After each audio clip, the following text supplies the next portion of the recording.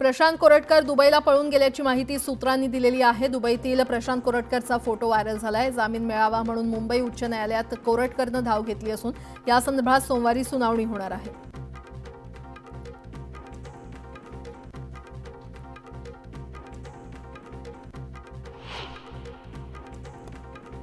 नागपूर हिंसाचार प्रकरणी आणखी एकाला अटक करण्यात आलेली आहे। नागपूर हिंसाचाराचा कट रचल्याप्रकरणी एमडीपीचा कार्यकारी अध्यक्ष हमीद इंजिनियरला पोलिसांनी अटक केली आहे। नागपूर हिंसाचार प्रकरणातील आरोपी फहीम खाननं जामिनासाठी अर्ज केलाय। अर्जावर सोमवारी सत्र न्यायालयामध्ये सुनावणी होणार आहे। मी निर्दोष असून मला या प्रकरणात राजकीय दबावामुळे फसवण्यात आलं असा दावा त्यानं अर्जात केलाय। हिंसाचाराच्या घटनेनंतर आज 6व्या दिवशीही नागपूर शहरातील 9 पोलीस स्टेशन अंतर्गत कर्फ्यू कायम आहे। संचारबंदीमुळे या परिसरातील नागरिकांच्या जनजीवनावर परिणाम झालाय।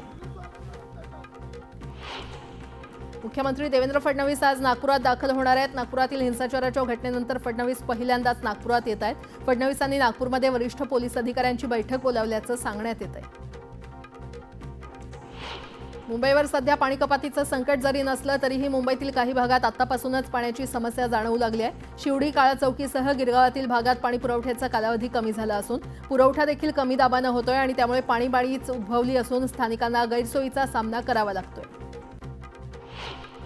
मुंबईला पाणी पुरवठा करणाऱ्या 7 धरणातील साठा झपाट्यानं कमी होतोय। त्यामुळे मुंबईकरांवरील पाणी संकट टळावं यासाठी राज्य सरकारच्या अखत्यारीत असलेल्या भातसा आणि अप्पर वैतरणा धरणातील राखीव साठा मिळावा यासाठी मुंबई महापालिकेनं राज्य सरकारकडे प्रस्ताव पाठवलाय।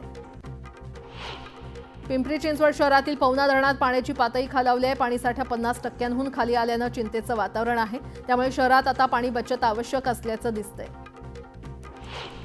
धारावी पुनर्विकास प्रकल्पावरून विरोधक आणि समर्थकांमध्ये शीतयुद्ध सुरू असताना दुसरीकडे धारावीसह लगतच्या परिसरात क्षयरोगाचा विळखा घट होतोय आणि क्षयरोगाच्या दृष्टीनं 4 धोकादायक वॉर्ड महापालिकेनं यापूर्वीच निश्चित केले होते। धारावी पुनर्विकास प्रकल्पातील 1 इंचही जागा अदानी समूहाला देण्यात आलेली नाही आणि दिली जाणार नाही अशी माहिती कॅबिनेट मंत्री आशिष शेलार यांनी विधानसभेत दिली आहे।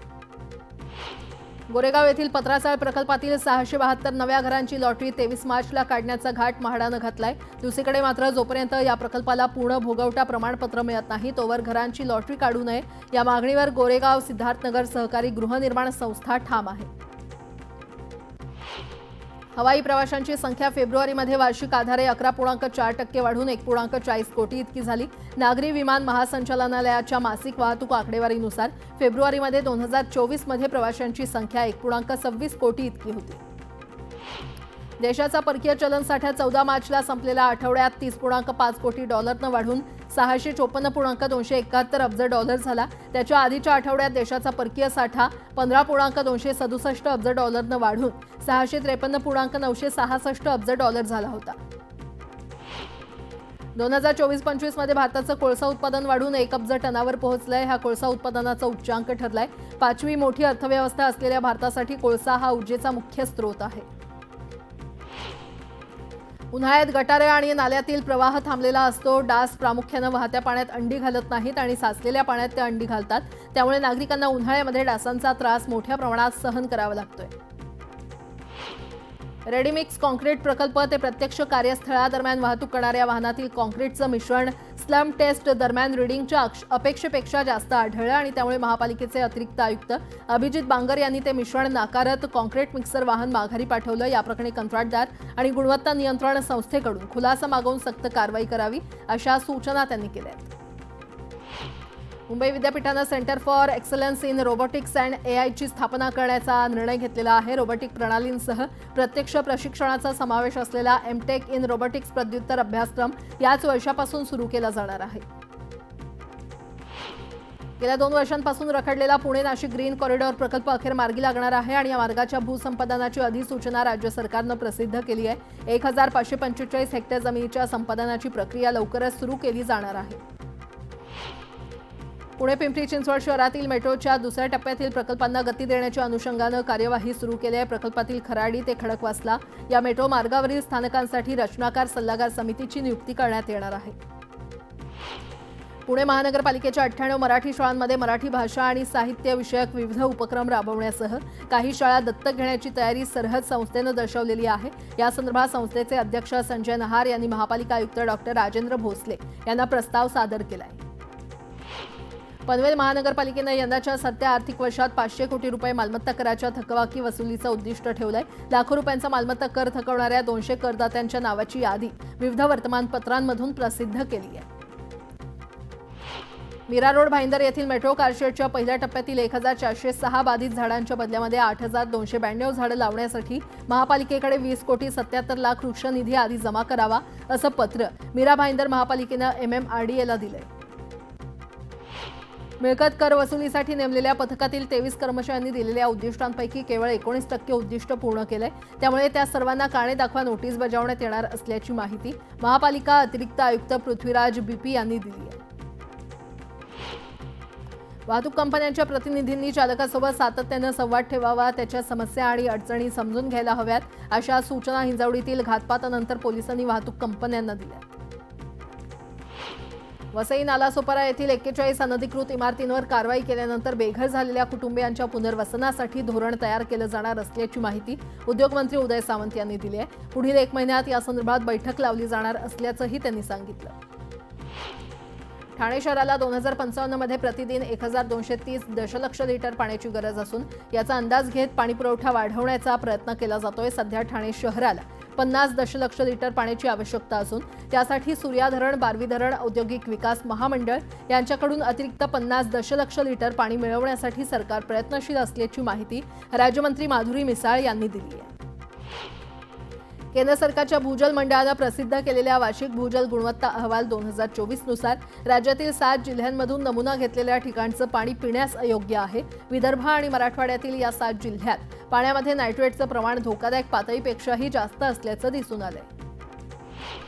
पुणे ग्रामीण जिल्ह्यामध्ये खासगी व्यक्ती, कार्यक्रम व्यवस्थापन आणि छायाचित्रण करणाऱ्या व्यावसायिकांनी ड्रोन कॅमेऱ्याचा वापर करण्यापूर्वी 7 दिवसांआधी त्याची माहिती देणं बंधनकारक आहे असे आदेश अप्पर जिल्हा दंडाधिकाऱ्यांनी जारी केले। सर्वोच्च न्यायालयाच्या निकालानुसार वीज बिलांची थकबाकी असलेल्या एखाद्या जागेची मालकी बदलली तरी नवीन जागा मालकाला थकबाकी चुकत नाही, ती भरावीच लागते। त्यामुळे महावितरणाच्या अभय योजनेचा लाभ घेत थकबाकी मुक्त होण्याचं आवाहन महावितरणानं केलंय। इयत्ता 10वी आणि 12वीच्या बोर्डाच्या परीक्षा यंदा दरवर्षीच्या तुलनेत काहीशा वेळेपूर्वीच पार पडल्या। त्यानंतर इयत्ता 1ली ते 9वीच्या परीक्षेपूर्वी सर्व शिक्षकांची प्रशिक्षण सुरू झाल्यानं या विद्यार्थ्यांचं अध्ययन, अध्यापन आणि परीक्षेसंदर्भात शाळा स्तरावरील सर्व नियोजन कोलमडलं। त्यामुळे या विद्यार्थ्यांच्या अभ्यासक्रमाचं काय होणार याचीच चिंता शिक्षक आणि मुख्याध्यापकांना लागली आहे। मुंबईतील नाले सफाई संदर्भातील अडथळा दूर झाल्यानं 25 मार्चपासून या कामाला सुरुवात होणार आहे। मात्र पावसाळा सुरू होण्यास केवळ 2 महिने उरले असल्यानं 31 मेपर्यंत नाले सफाईची 75% कामं पूर्ण होणार का असा प्रश्न माजी विरोधी पक्षनेते रवी राजा यांनी उपस्थित केलेला आहे।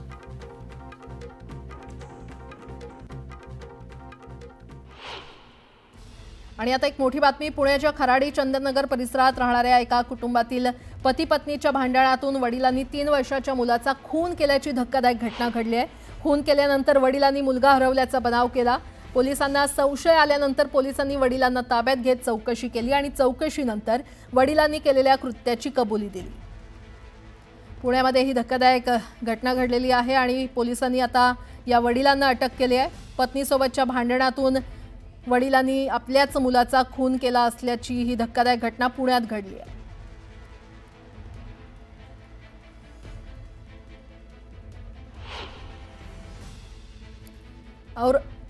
औरंगजेबाची कबर हटवण्याबाबत पोस्ट सोशल माध्यमातून व्हायरल झाली होती आणि या प्रकरणी बीडमध्ये दोघांविरोधात गुन्हा दाखल करण्यात आलाय।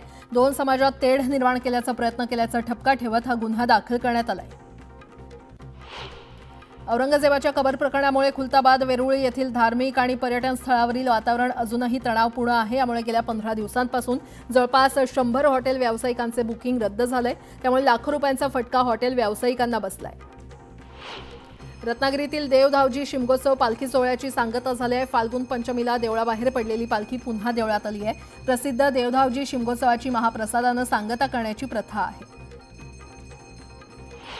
रत्नागिरी जिल्ह्यातील दापोली तालुक्यात शिमगोत्सवाची धूम अजूनही कायम आहे। शिमगोत्सवात अनेक गावात वेगवेगळ्या पारंपरिक परंपरा जपल्या जातात। वेगवेगळ्या गावात शिमगा खेळी सादर करण्याची पारंपरिक प्रथा आहे, तर काही ठिकाणी मात्र पारंपरिक पद्धतीने पालखी नाचवण्याचा आनंद भाविक घेत आहेत।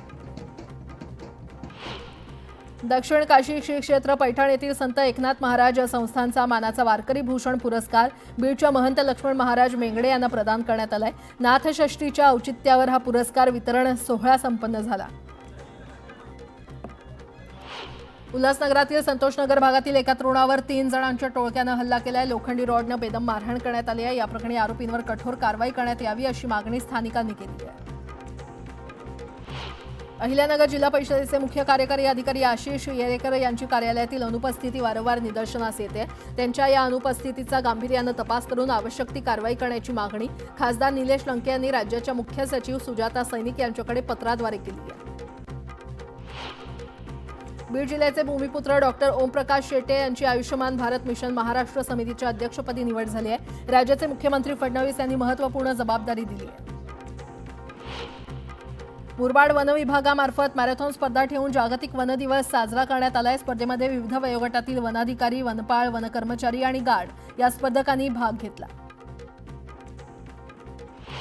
रायगड जिल्ह्यामध्ये उन्हाचा तडाखा वाढला असतानाच पाणी टंचाईचे चटके जाणवू लागलेले आहेत। अलिबागमधील रांजणखार गावात टँकरद्वारे पाणी पुरवठा करण्यात येतोय। येत्या काही दिवसात ही संख्या वाढण्याची शक्यता वर्तवण्यात येते।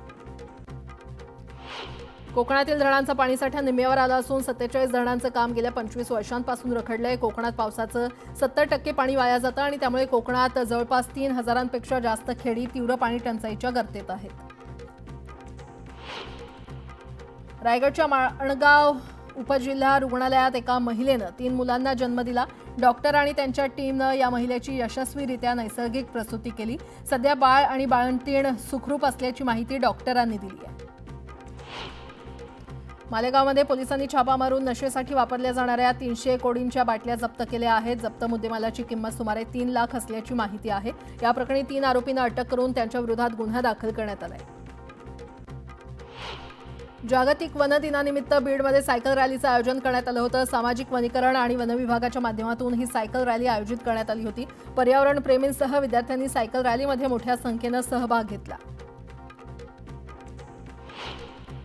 पाटण शहरामध्ये बिबट्याचा संचार वाढलाय। तहसील कार्यालयासमोरील पाळीव कुत्र्यावर बिबट्यानं हल्ला करत त्याचा फडशा पाडला, त्यामुळे नागरिकांमध्ये भीतीचं वातावरण आहे।